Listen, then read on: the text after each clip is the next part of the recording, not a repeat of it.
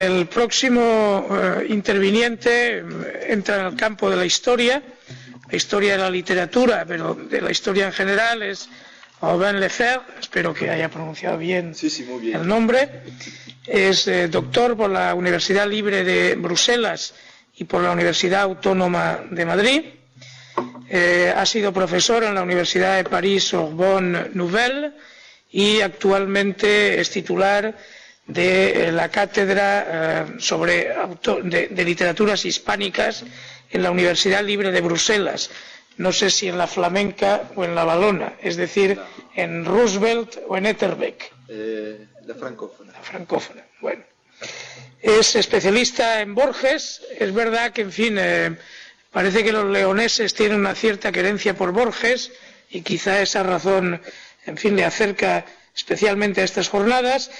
Y ha dirigido grupos de investigación de la UNED y de más de 20 universidades españolas y europeas sobre materias relacionadas con la historia de España en la literatura francesa y la historia de Francia en la literatura española, que configuran dos de sus obras publicadas por Castalia. Como politólogo vocacional, aunque actualmente ejerciendo de europarlamentario, pues quizá le preguntaría si dentro de este debate que hay en teoría política sobre historicistas y contextuales, es decir, entre el historicismo y Skinner, por ejemplo, en la interpretación contextual de los textos, seguramente la literatura es un elemento importante para la comprensión del auténtico sentido histórico de obras del pensamiento, de obras literarias. Pero, en fin, dicho esto, la palabra es suya. Por favor, contención de tiempo, porque viene otra mesa después. Sí, no. Bueno, en primer lugar, por supuesto, agradecer la invitación de los organizadores de esta mesa y, sobre todo, antes que nada, su confianza que me honra. Ahora bien, las relaciones entre la literatura española y las literaturas europeas son, por supuesto, múltiples y propiamente... bueno. Son múltiples, por supuesto, y propiamente... Tengo que desplazarme, ¿no? Bueno, muy bien.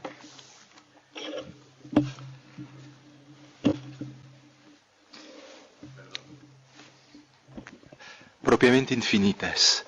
Muy finito, en cambio, el tiempo del que dispongo. De ahí esta opción. Me limitaré a resaltar algunos aspectos especialmente significativos de la aportación fecunda de España a la literatura europea y mundial, y lo haré basándome en tres hitos que se corresponden con los tres principales géneros: poesía, novela y teatro. Primer hito: el Cantar de Miocid, fecha probable mitad del siglo XII. El cantar español no constituye en sí una forma original. Se inspira principalmente en el modelo francés de la chanson de geste, entonces ampliamente difundida en España. Recordemos que la chanson de Roland se fecha en aproximadamente finales del siglo XI. Sin embargo, el Cantar de Miocid representa un doble aporte. Se piensa enseguida, con razón, en el personaje del Cid. El cantar y los romances medievales que se crean en su estela forjan un prototipo del perfecto caballero, valiente y honroso, amante y cristiano, una figura cuyos rasgos precorteses iban a reforzar las obras literarias posteriores y que, a través de distintas mediaciones, iba a imponerse al imaginario europeo e incluso hollywoodense, como probablemente recuerdan.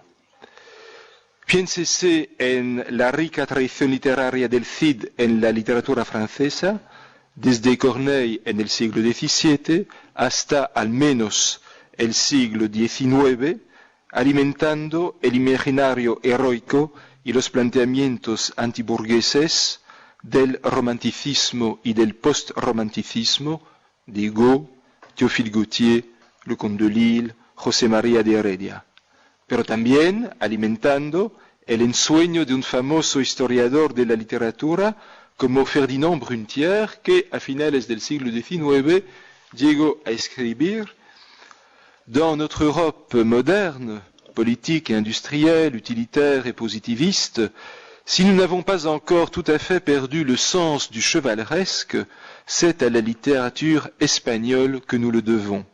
Et de l'esprit du Moyen-Âge, on le prouverait sans peine, c'est elle qui a sauvé, pour nous, tout ce qui méritait de survivre. Y es cierto que desde el Cantar de Mio Cid hasta Unamuno, pasando por los romances, los libros de caballerías, el Quijote y los dramas de honor, por no hablar de la literatura de propaganda de ambos signos en el marco de la guerra civil, se ha perpetuado a lo largo de la literatura española el espíritu caballeresco. Pero el Cantar de Mio Cid conllevaba también otra aportación, una transformación del modelo francés europeo en el sentido de un mayor realismo. Contrastando el Cantar de Mio Cid con la chanson de Roland, Menéndez Pidal destacó con razón: Roland, héroe mítico, deja desbordar la desmesura de su orgulloso pundonor, negándose a pedir auxilio a Carlomagno y sacrificando la vida de 20.000 franceses. El Cid, héroe humano, aparece siempre dueño de sus más pungentes pasiones. De hecho, esa mesura asignada al Cid llega al extremo de que puede actuar de manera contraria y por lo tanto crítica a lo que prescribe la tradición épica. A la famosa afrenta de Corpes no reacciona animado por el deseo de venganza, sino que recurre a los procedimientos legales vigentes. Esta orientación realista que a lo largo de los siglos XV y XVI iba a coexistir con la más desbocada literatura idealista, iba a dar sus mejores frutos en los siglos de oro, especialmente en la novela picaresca, segundo hito.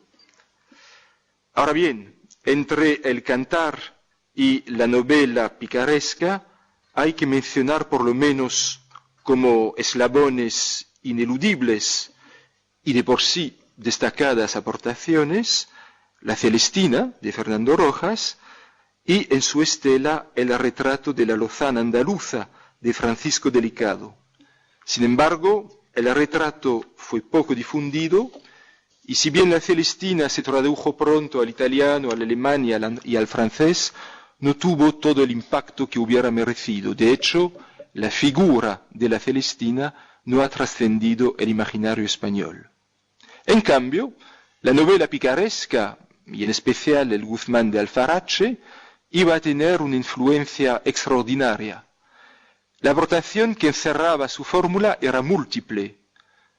Una forma, tan ambigua como fecunda, principalmente la autobiografía ficticia, un tipo de protagonista, el pícaro, que se correspondía creativamente con un tipo social, un punto de vista también supuestamente propio de ese tipo literario y social, un punto de vista que sabemos crítico, sarcástico con el orden establecido, y por fin una problematización de los valores morales y sociales, en especial el honor, así como de la cuestión de la libertad.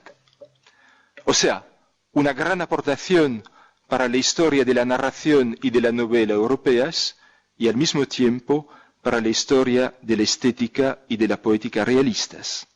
De hecho, ese tipo de novela fue ampliamente imitado con una destacada descendencia en Alemania, Francia, Inglaterra. Recordemos el Simplicissimus de von Grimmelshausen, el Gil Blas de Le Sage o la Moll Flanders de Defoe. Habría que añadir que esa novela picaresca fue también, por supuesto, la simiente para el Quijote que efectuó con la brillantez y la profundidad que se saben, la síntesis de los dos modelos que trasciende el libro de caballerías y la novela picaresca. Una síntesis que al mismo tiempo confirma y contribuye a matizar el supuesto talante realista de la literatura española. Tercer hito, la tragicomedia o la comedia, lato sensu, de los siglos de oro. El teatro secular español aportó antes que nada, gracias a genios fecundísimos como Lope de Vega, un modelo dramático de gran madurez y eficacia, que además tenía como peculiaridad la frecuente mezcla contra la preceptiva aristotélica de los dos géneros dramáticos tradicionales de la comedia y de la tragedia. De ahí precisamente la tragicomedia o comedia nueva. Esta mezcla conllevaba en particular dos rasgos esenciales. Los personajes pertenecen tanto a capas populares, el gracioso, la celestina, la criada, como aristocráticas, y coexistían en ellas, en estas comedias, el lenguaje elevado procedente de la tragedia y el lenguaje cotidiano típico de la comedia. Lo que motivaba dicha mezcla era, en parte y otra vez, la voluntad de un mayor realismo, tal como aparece en el manifiesto del mismo Lope, Arte Nuevo de hacer comedias en este tiempo. Ahora bien, no es el aspecto del modelo dramático que más sedujo fuera de España. Resultó muy estimulante, como lo podían ser desde ese punto de vista determinadas obras de Shakespeare, pero no convencía tanto como la gran riqueza e ingeniosidad de las intrigas. Precisamente, si consideramos esas intrigas, tuvieron una larga proyección hasta en el siglo XX.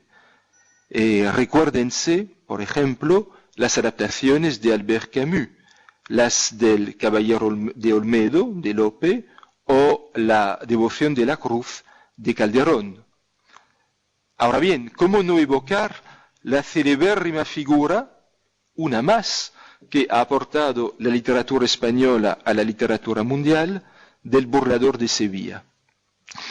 Ese prototipo de Don Juan no tiene quizás la profundidad humana de algunos de sus avatares posteriores, pero sí demostró tener una fuerza dramática lo suficientemente extraordinaria como para generar uno de los mitos literarios más fecundos y universales, y por cierto, en Bélgica tenemos en el siglo XX al menos las versiones de Michel de Gelderot, Suzanne Lillard, Charles Bertin, Franz Hellens, y obsérvese que la versión de Suzanne Lillard de 1945 se titula precisamente Le Burlador.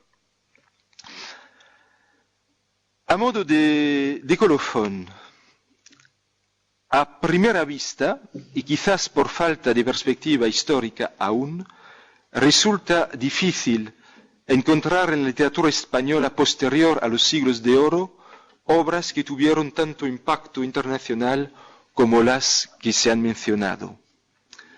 Desde luego, no han faltado genios literarios, ni siquiera generaciones literarias geniales.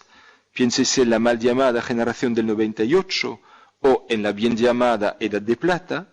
Tampoco faltaron premios prestigiosos, lo ha recordado mi vecino, pero se podría pensar también en los Nobel de Juan Ramón Jiménez, de Vicente Aleixandre o de Camilo José Cela.